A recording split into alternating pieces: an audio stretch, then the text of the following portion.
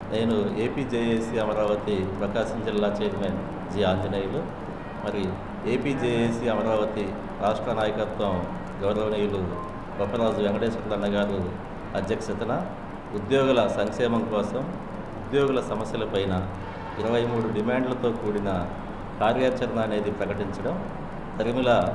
కూటమి ప్రభుత్వం గౌరవ ముఖ్యమంత్రి వర్యులు మనకి ఏపీజేఏసీ అమరావతి వారిని చర్చలకి ఆహ్వానించడం శుభపరిణామంగా భావిస్తూ, మరి ఉద్యోగుల పట్ల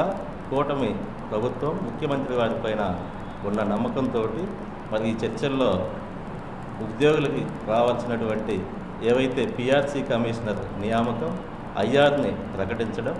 డిఏ సరెండర్ లీవులు బకాయిలు విడుదల చేయడం, అలాగే మహిళా ఉద్యోగులకి చైల్డ్ కేర్ లీవులు 2 years పెంచడం, పెన్షనర్లు, కాంట్రాక్ట్ ఉద్యోగులు, అవుట్సోర్సింగ్ ఉద్యోగులు, ఇటువంటి 23 డిమాండ్లు అన్నిటిపైన కూడా కూటమి ప్రభుత్వం సానుకూలంగా స్పందిస్తుందన్న ఉద్యోగులకి నమ్మకం ఉండటంతో మరి ఈ చర్చలు సానుకూలంగా సాఫీగా జరగాలని చెప్పి శ్రీకాకుళంలో తలపెట్టినటువంటి ఆ ఉద్యమ కార్యాచరణ సన్నాహక సభని తాత్కాలికంగా వాయిదా వేస్తున్నామని మరి తెలియపరుస్తూ కూటమి ప్రభుత్వం పట్ల, ముఖ్యమంత్రి గారి పట్ల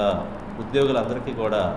నమ్మకం ఉందని తెలియజేసుకుంటూ మరి నమస్కారం తెలియజేసుకుంటారు.